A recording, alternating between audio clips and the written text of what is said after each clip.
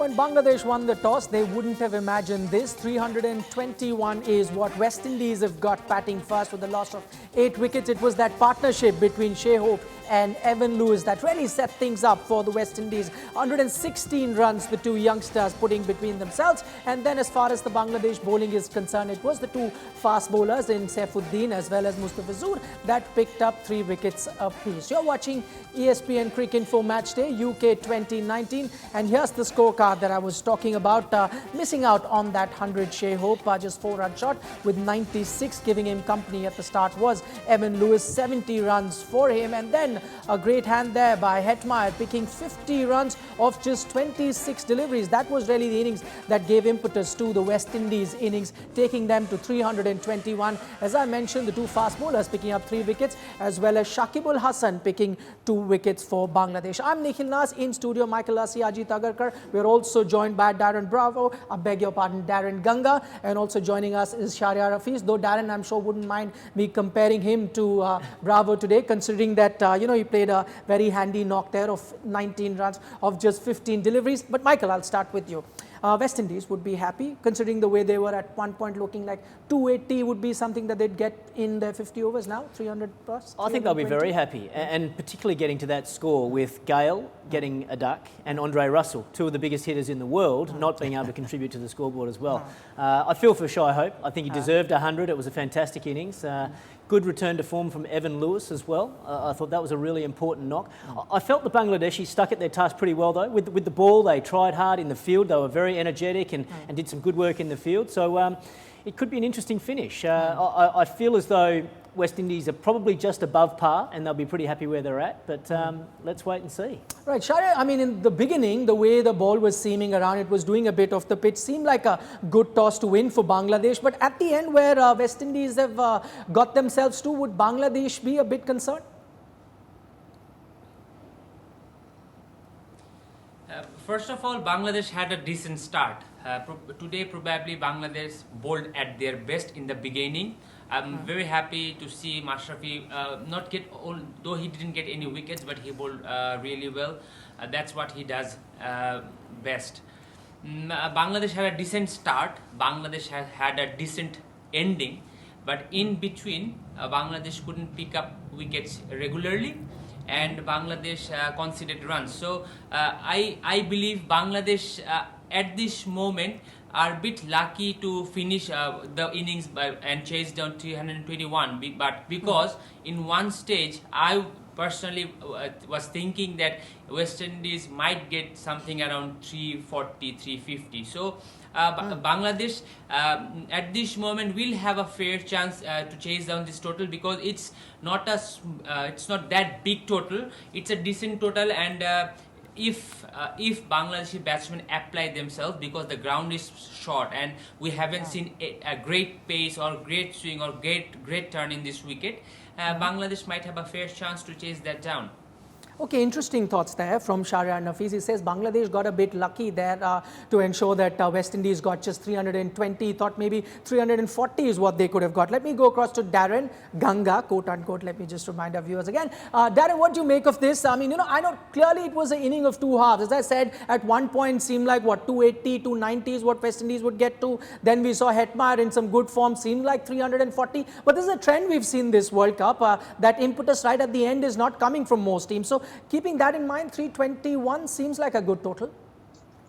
Yes, and Nikhil, I can understand why you'd mix up Darren Ganga with Darren Bravo. There are lots of Darrens around West Indian cricket. There's Darren Sami as well.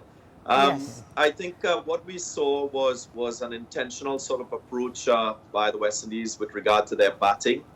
They were much more watchful in power play 1, which is something we spoke about and we've seen from teams which have gone on to do well with the bat.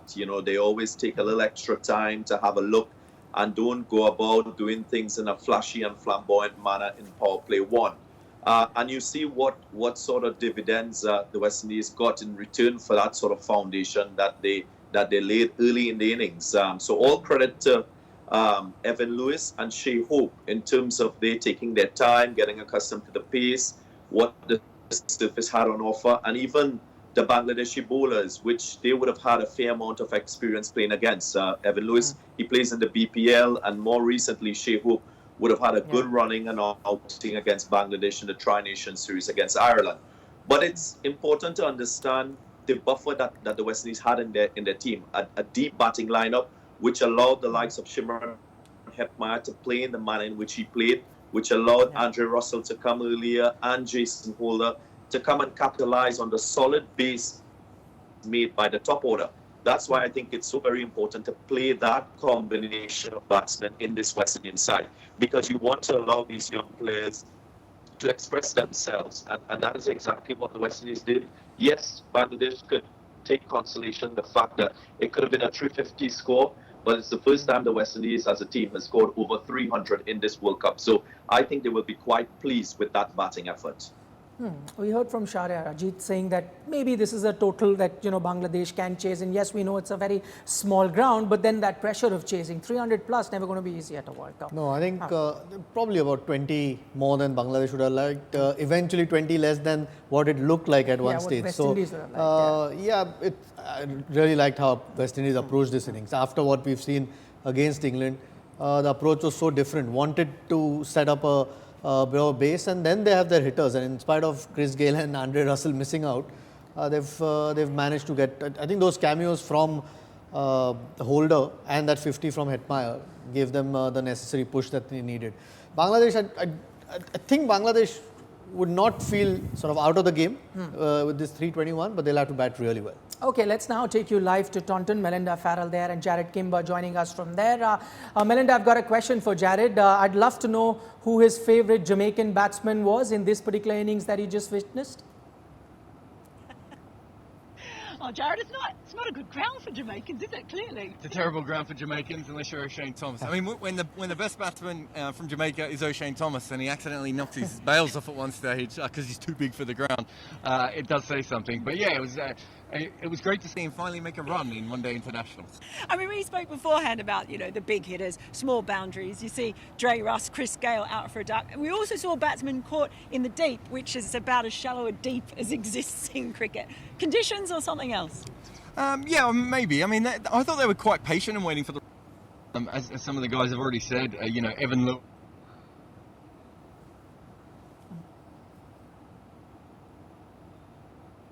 All right, I think we've got a bad connection there coming out of England. Swinging through the line area. All right, I believe the connection isn't really clear from what we were hearing from Melinda and Jared. We'll try and get back to them. Interesting thoughts from there. But just now looking at the way the match panned out, Ajit, I'll come to you. Let's talk about the wickets to fall. Chris Gayle to begin with. Shaifuddin, when he gets the ball to swing, can be dangerous. It did seem like a good setup because he kept bowling, prodding him outside the off stump, finally managing that edge. Yeah, good length for the conditions on offer. There was a little bit in this, the ball did a bit. There was nibbled around a bit. The lengths were consistent. West Indies obviously were mindful of that and trying to survive that. I don't think good ball again. I don't think Chris Gayle did too much wrong. One of those that you just nick. On other days you miss that and then you sort of get away with it. So good start. I think good start from Bangladesh.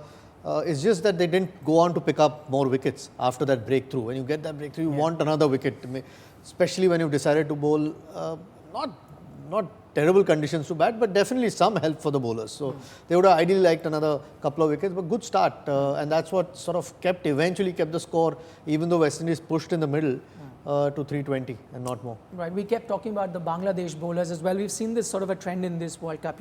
Bowlers trying to bowl a bit short to Chris Gayle. We saw Jofra Archer really get some sort of purchase, but that's not what Bangladesh did. I mean, relied on their strengths. Probably, Gayle, I'm just trying to think from his perspective, also expecting a few short pitch deliveries. That's why it seemed a bit tentative to get that edge. Possibly. I think he was a little bit tentative because of how well the Bangladesh bowlers bowled early. As in, they did pitch the ball up and look for some swing and seam movement. And you're never comfortable when that ball's moving around a bit. And they managed to pick him up for a duck, which was a great start. And then it was a slow and steady partnership between Lewis and Shai Hope. And I was starting to think, they're getting a little bit behind where they need to be. I felt when the spinners came on for Bangladesh, they just hit the field a little bit. And instead of being able to get those easy singles down the ground or out to deep point or deep mid-wicket, they just sort of found a lot of dot balls at that stage. But then it's just amazing that if you do invest that time at the crease and get used to the conditions, you can pick it up later. And they both picked it up really well after that. And then you mentioned Hetmeyer as well. Yeah. Well, he came in and played with so much courage and flair, and I guess West Indian swagger, which we're used to seeing right from the very first ball that he faced. He wanted to get on with it, and he struck the ball absolutely beautifully. And as you said in the opener, it really gave the West Indian innings some impetus. Okay, we've got Melinda Farrell, Jared Kimber back with us. Right, Melinda, the last time we were connected with you, you were talking about the West Indies batting. We love to watch Shai Hope perform, and you were talking about him, so I'll let you continue. Go ahead. Yeah, well, Shai Hope, we were talking about this earlier, his dot ball percentage is very high, and he's one of the slowest batsmen who's made at least 100 runs, possibly the slowest in this tournament. He's getting a lot of criticism for that from some quarters. How do you see the way he's playing? Well, they made over 300 runs on a wicket that was green. Look, he's obviously, he plays within himself at times, but today it was clearly a plan. It was clearly a plan that he was going to bat through. They brought Darren Bravo in as well as insurance in case that Shai Hope didn't make any runs. And I think when it comes down to it, when you've got someone like Hetmeyer who can bat like a normal batsman or go ballistic, Puran's in a similar situation, Evan Lewis is in a similar situation, it's good to have one batsman who can bat through. And I think if Shai Hope had gone out at any stage, I think they would have brought Darren Bravo in to do the exact same thing. So I think they had I think this is the first time this tournament where I've looked at their lineup and thought they've actually got the right team to make over 300 and still bowl the opposition out. And they can bat deeper than this. Ashley Nurse will come in when the wickets start to spin again. I mean, there's not too much spin on this wicket, but when the wickets start to spin, they can bat deeper when Ashley Nurse comes in. So I think they're in a really good position if people like Shai Hope and Bravo bat through the innings. Now with Bangladesh, I mean, I guess there were a couple of overs there from the Fizz that really summed up the difference in Bangladesh's bowling sort of throughout. Yeah, there was one over where they didn't know where to put the field. It was actually embarrassing watching them. They were so confused. They kept making very weird decisions, and I think that over went for about 20. And then, of course, the Fizz comes back and suddenly takes 2 wickets in an over. So it shows what a talented team they are. But they're still, and they're a very experienced team. Some of the angles of the fields that they set and the balls that they've decided to bowl. At one stage, the Fizz was bowling over the wicket, very fast, outside off stump with third man up.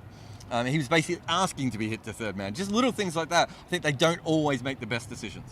Yeah, well, we'll see if they're able, of course, to come back and reach that big target, but they'll definitely have the crowd behind them, because the atmosphere here with those Bangladeshi fans waving tigers around is joyous, is the word I would use to describe it. They are having an absolute ball here today. Very entertaining game so far. All right, it does seem like a very, very exciting game, and plenty of fans we saw there, the Caribbean fans as well as the Bangladeshi fan. All the fans would want right now is a good chase from Bangladesh. Let's make the first humdinger at this World Cup. Are we going to get that? We'll have to wait and watch. For the moment, we'll take a short break. Plenty more on the other side.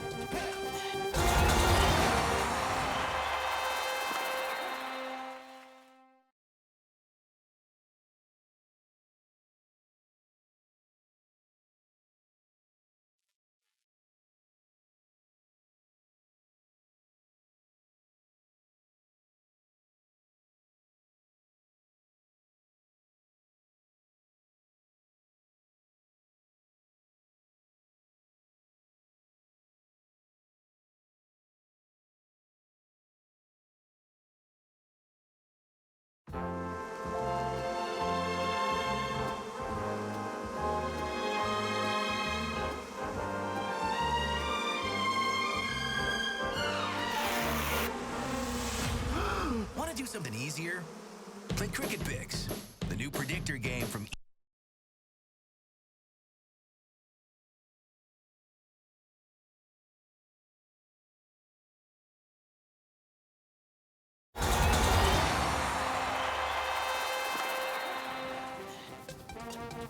Welcome back to ESPN Cricinfo Match Day. It's match number 23. We're at the mid-innings break right now. West Indies have got 321 for 8 in their 50 overs. We'll soon have the Bangladeshi batsmen coming out trying to make a chase of it. But right now we're concentrating on how the West Indies have performed with the bat. The highest scorer for them, of course, is Shai Hope. 96 missing out on that century. And that takes me to my next question. Darren, I've got that question for you. Just looking at his strike rate, we also heard Melinda talk about it. it that he's been one of the slowest to have batted right at the start of an innings across all teams at this World Cup. But we're just, trying to look at why is he trying to do that. I mean, that's an innings-wise build-up of Bangladesh inning that he played.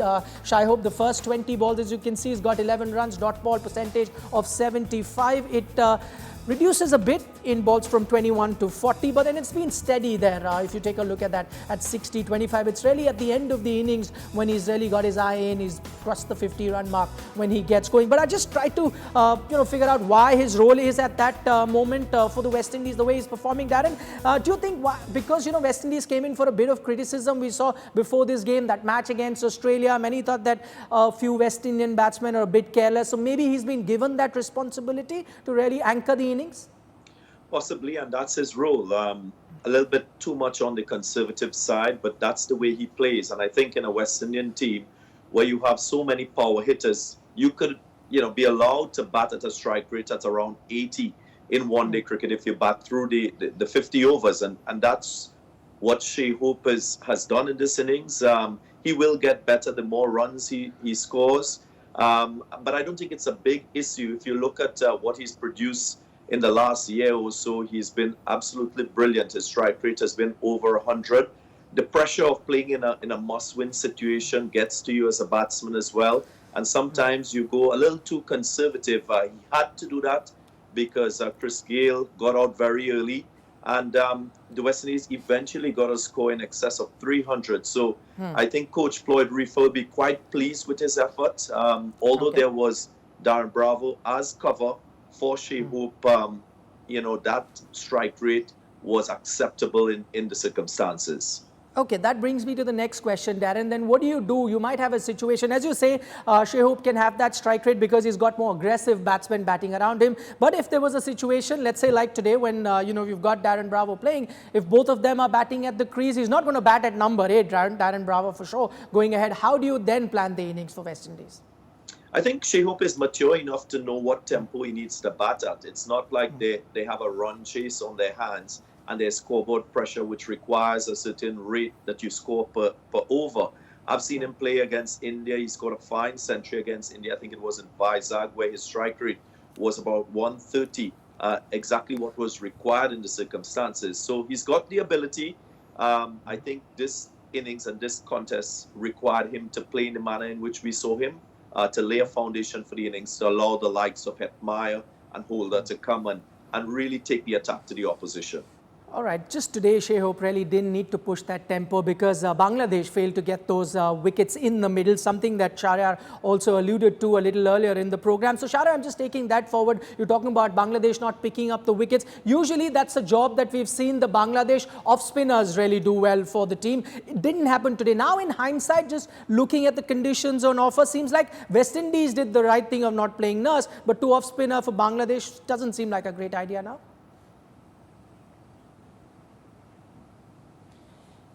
First of all, if you look at the total innings, I really believe Bangladesh will not be dissatisfied. They will not be satisfied, but there's a room for them to be comfortable at this moment, because if you look at the batting power which West Indies have, Bangladesh, I personally believe Bangladesh has done a decent job today. I thought once that West Indies is going to score something around 240, 240, 250 when Hetmeyer was batting, and when he got out, then the way Jason Holders was batting. But they pulled up West Indies pretty well. If you look at the last 3 overs, Bangladeshi bowlers were very accurate at what they were doing. Mustafiz has been good today. If you look at Mashrafi, he has taken a lot of criticism. He was very way above the par he was doing at this moment. So yes, I still believe Bangladesh missed Rubel Hossain today, because he gives you a bit of extra pace, he gives you a bit of extra bounce.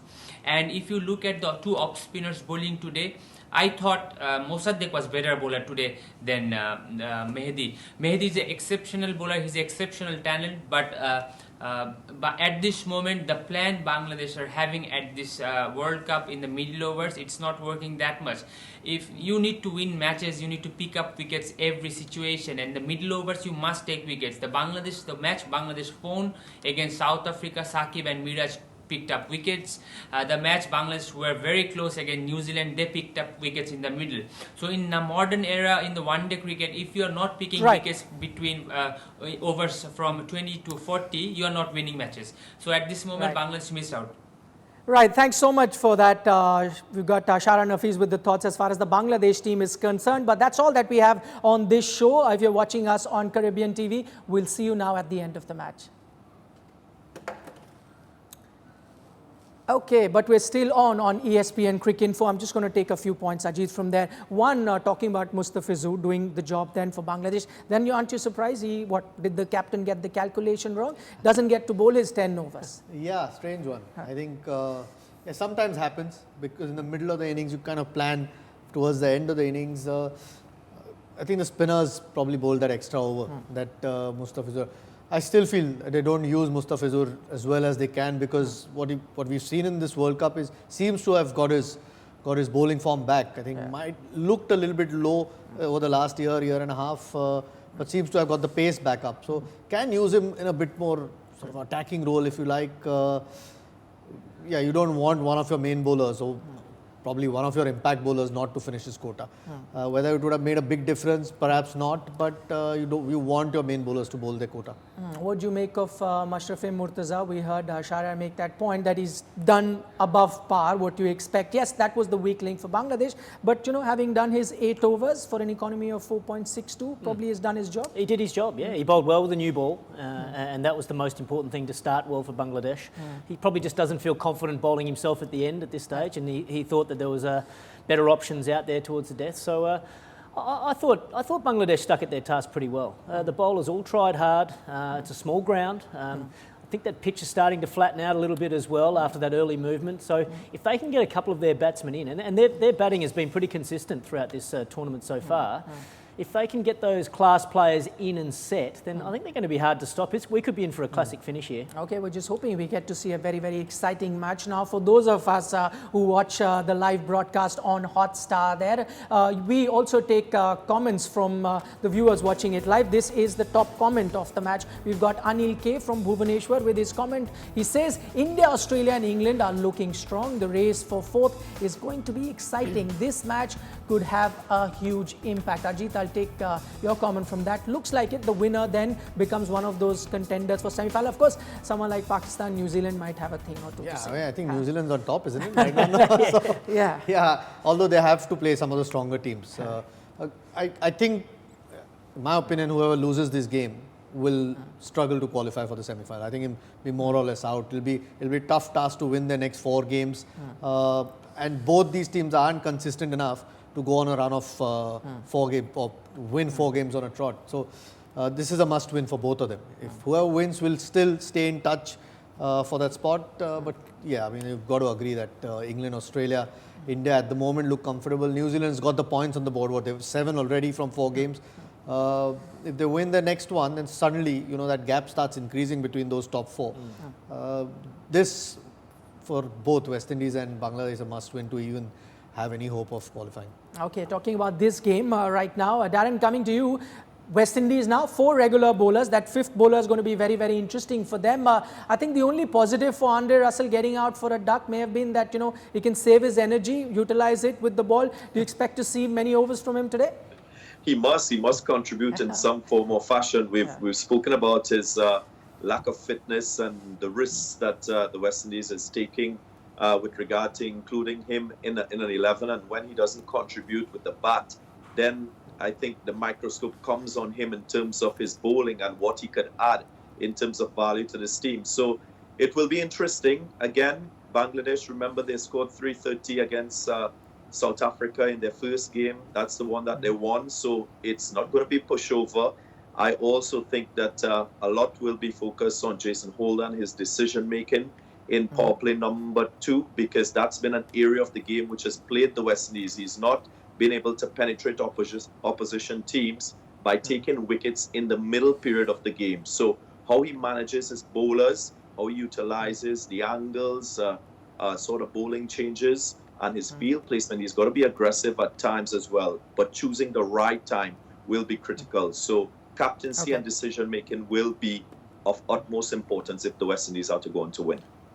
Talking about decision making, we'll have to see if Chris Gayle comes out to bowl or not. Michael, another one who's really well rested in this particular match is Chris Gayle. We saw a glimpse of him bowling in the last match, bowled 5 odd overs, looked good, maybe could be brought in with so many left-handers with Bangladesh.